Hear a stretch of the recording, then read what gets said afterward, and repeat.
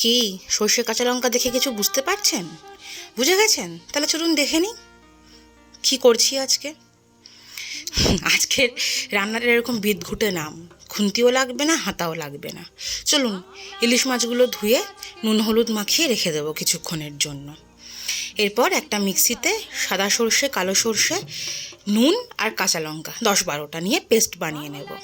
এবার যে কড়াইতে রান্না করব সেই কড়াই নিয়ে নুন হলুদ মাখানো মাছগুলো পরপর দিয়ে দেব সর্ষে কাঁচা লঙ্কার পেস্টটা, স্বাদ মতো অল্প একটু নুন আর হলুদ, আর অনেকটা পরিমাণ কাঁচা সর্ষের তেল দিয়ে ভালো করে হাতেই নেড়েচেড়ে মিশিয়ে নিতে হবে। এই মাখাতেই কিন্তু এই রান্নার স্বাদ। হাতে ভালো করে মাখানো হয়ে গেলে মিক্সি ধোয়া জলটা দিয়ে দেবো এর মধ্যে। জল দিয়ে ভালো করে একটু নাগরদোলায় চড়িয়ে দেবো মাছগুলোকে। কুজোরও তো ইচ্ছা হয় চিত হয়ে শুতে। চলুন টুকুস করে আগুনটা লাগান, সংসারে নয় গ্যাসে। দিয়ে কড়াইটা বসিয়ে ঢাকা দিয়ে লো ফ্লেম 15 মিনিট। এরকম টকবগিয়ে ফুটে উঠলে ঢাকনা খুলে আবারও একবার নাগরদোলায় চড়িয়ে দেবো। একবার চড়িয়ে দিয়ে শক মেটে নিই।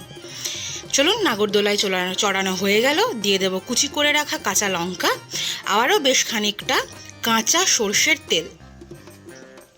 এই সর্ষের তেল দিয়ে ঢাকনা দিয়ে গ্যাস অফ করে রেখে দেবো। এখন আর ঢাকনা খোলার কোনো সিন নেই, একেবারে খাবার টেবিলে ভাত পাতে গিয়ে ঢাকা খুলবো। যা গন্ধ বেরোবে না, যতই আপনি বাহারি জিনিস নিয়ে রং বেরঙের রান্না করুন, এর জায়গা কিন্তু কেউ নিতে পারবে না। ব্যাস, এবার উঠে গেছে 2 পিস। ভাত নিন 1 থালা। জানি সেটাও কম পড়বে, কিন্তু তাও শরীরের কথা ভেবে আপাতত 1 থালা ভাত দিয়ে এটা শেষ করে ফেলুন। আর জানাবেন হাতা খুন্তি ছাড়া পুরো রান্নাটা কেমন লাগলো খেতে।